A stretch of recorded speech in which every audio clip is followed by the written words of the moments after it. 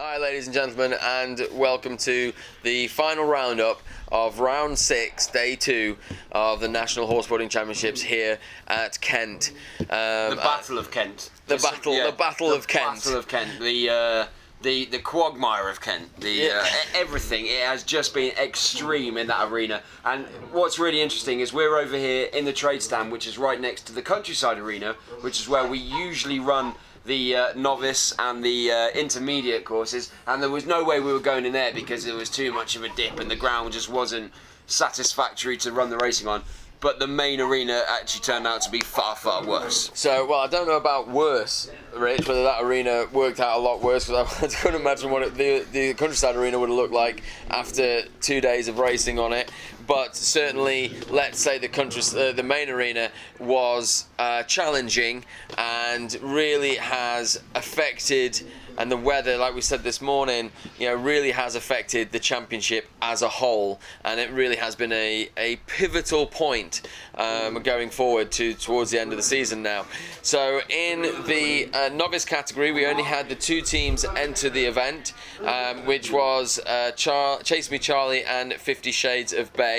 Now, at the beginning of the competition, I said, oh, 50 Shades of Bay, we're going to have this, no problem.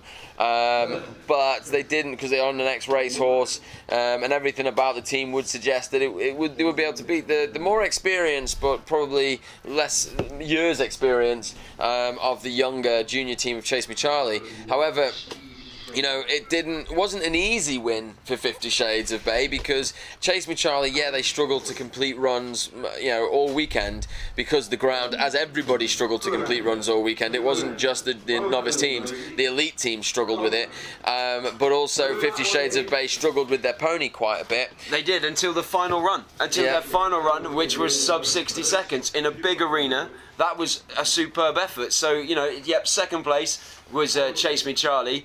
50 Shades of Bay did the lead, but their average time for 50 Shades of Bay is actually now sub 60 seconds, so taking first place and doing really well when they got the pony going the way they needed it to. And actually winning the competition by 18.212 seconds. So, it's really good, but, we don't, as we've discussed all weekend, we don't normally see differences like that.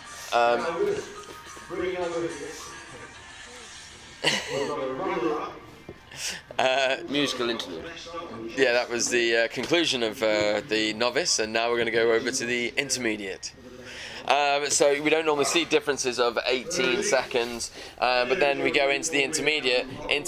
Only 3 teams entered this weekend. And sadly, one of those teams basically did one run. And then retired because a horse pulled up short, and there's a little incident off backstage. So Pony Express are in 3rd place, and then the battle really was top and tails, bruises easily. And in the first heat today, we were referring it to 2 boxers lining up for each other, and the fight was brilliant between them, but Bruises Easily had the dominant side of that, and all the way through it they pushed Top and Tails to race to a point where basically they put the board rider in the floor too many times. Well, Top and Tails actually did all 6 runs today and completed once. That's the only reason they are still in what looks like quite a close fight with them. Yesterday, the day ended with 0.6 seconds between the 2 teams. Today, there's a huge gap, and that is because Top and Tails just could not complete. The ground conditions were terrible, and Bruises Easily, I think they knew that it was over before the afternoon event, and Bruises Easily didn't even come out. Yeah, that's why they withdrew, because, well, it was over because Top and Tails board rider Jack Bateman is suspected of having a problem with his shoulder, possibly a broken collarbone, possibly soft tissue damage, after the massive crashes, and they were massive crashes. Check them out, they'll be on the Facebook page. Check out his hits, Jack Bateman crash video. Yeah, absolute airtime, and very possibly one of the best crashes for Crash of the Year. Absolutely devastating. But of course, in between the 2 heats, he announced that he can't race. in the countryside, especially. You're on that, don't worry about it. I'd like to thank a big thank you to everybody for coming and supporting at the show of the weekend. A big thank you to Living Heritage School staff for coming on, and all the extra efforts like do something to camera anyway. the roadways, Hey, something like that. really appreciate it. Winning. Winning. Safe gentlemen, have a safe journey home. Camera reload. Camera reload. Here at the Game and Country Fair at Holmes Harbour. Yeah, so who do I least like working with? You know, yeah, see, it's a difficult industry. This racing malarkey. Okay. Oh. Okay, I'll take the sunglasses back off. Okay. Right, let's actually run through the final standings then in the Intermediate Cup for round 6, the National Horseboarding Championships. Only doing one run, sadly, in 3rd place is Pony Express. And in 2nd place, after a royal battle with Bruises Easily, was Top and Tails with 14.5. Sorry, it was 75.98 on the averages. Which was 14.54 seconds behind the champions of the intermediate category this weekend, which was Bruises Easily. Yeah, so, I mean, absolutely, it's great to see those teams up against each other. It'd be very interesting to see, you know, what happens when they go to Cheshire.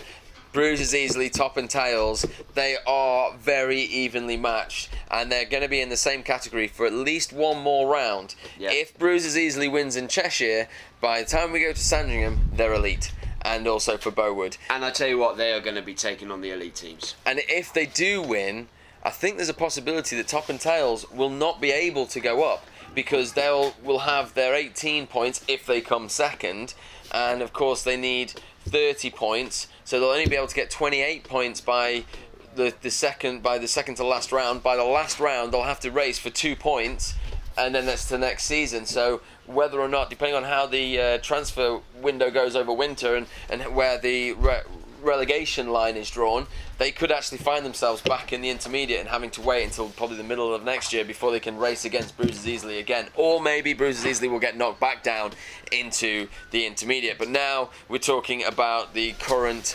elite, and this is a very unusual, we've said this quite a few times, but this is again an unusual championship result.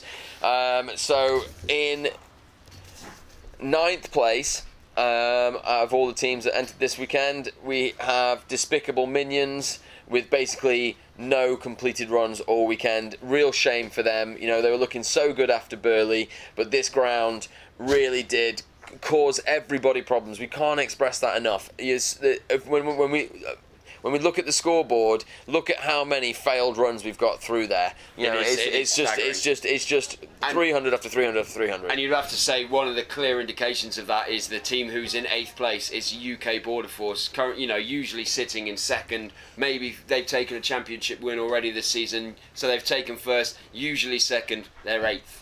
Yeah. Right, so that's just so telling. And, you know, just above them, 7th place, Pocket Rocket. Yeah, now that was an interesting decision there, because UK Border Force, they had a bit of a rough time. They raced this morning, but very, very off the pace after the events of yesterday. And then I was surprised that they didn't want to come out and try and take 7th place off Pocket Rocket. I thought that was possible. I mean, there is a 23-second difference, but they never put down a fast time today. They never went out on races. Yeah, if they could have, that would have made a difference to the championship, because if they'd have finished in 7th place, they would have had an extra point, which will affect the eventual championship positions.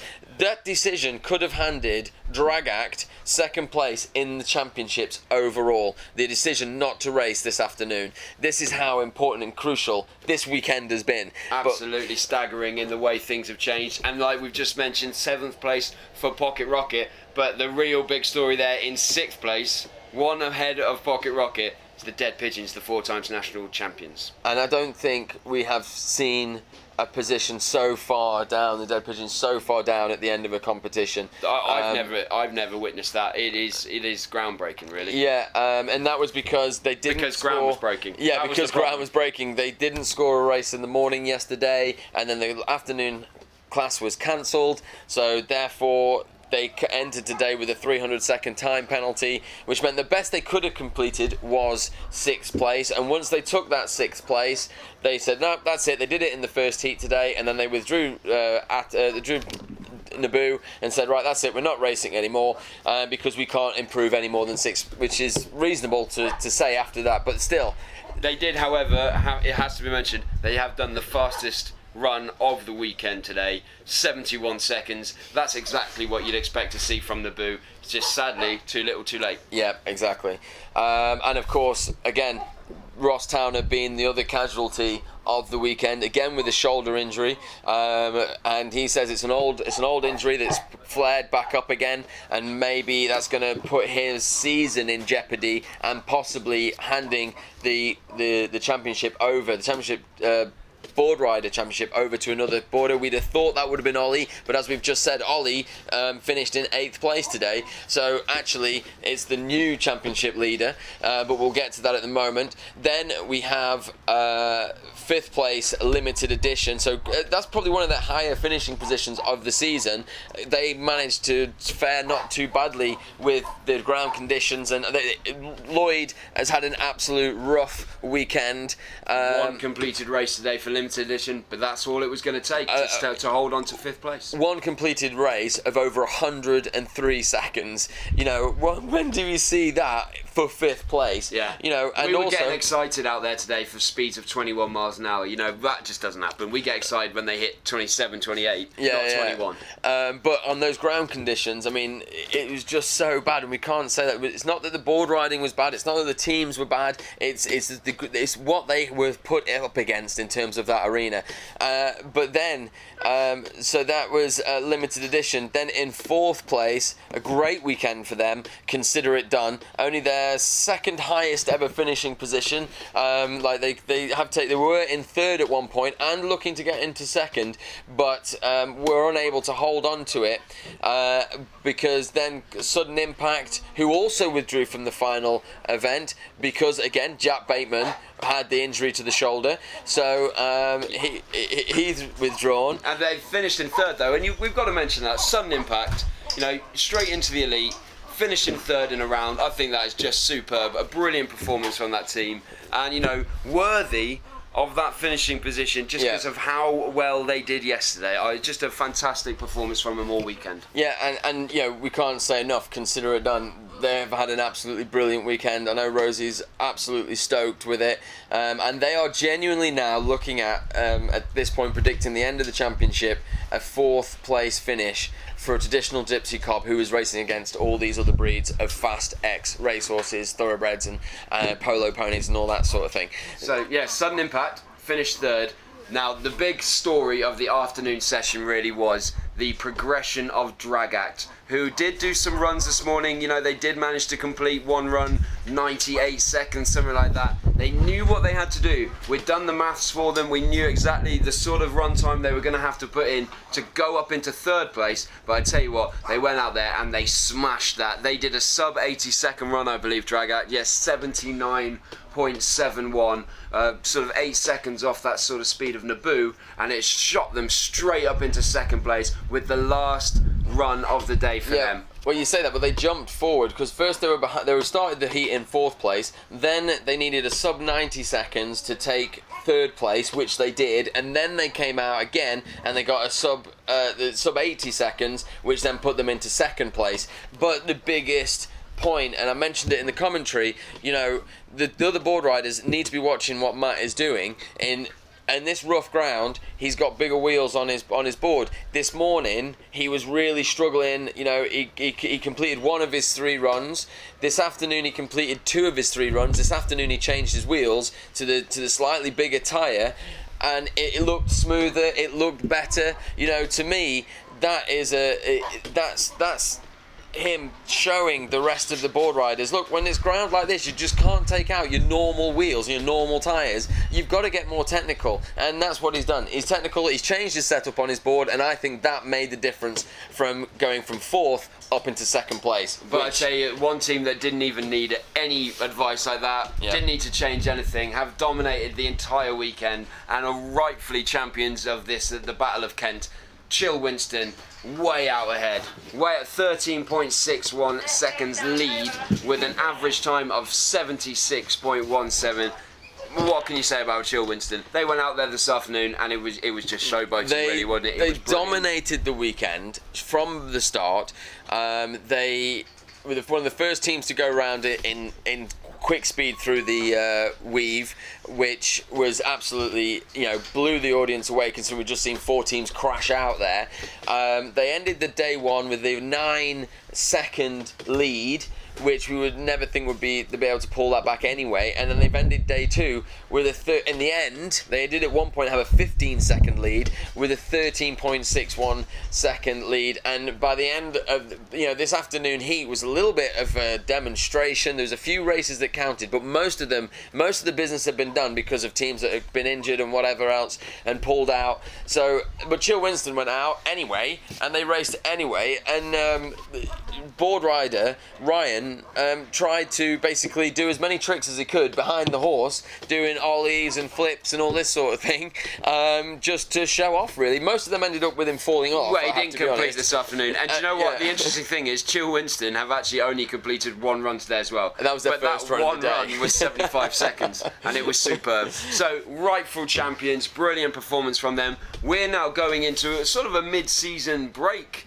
with the National Horseboarding Championships. They're not back until Cheshire the last weekend in August, so there's a bit of a break. Holiday. We're going to need it because those board riders are going to need to put themselves back together after this gruelling session here in Kent. But it has also been very fun, very entertaining for us, and we look forward to seeing you at Cheshire at the end of August for round 7 of the National Horseboarding Championships. Winning.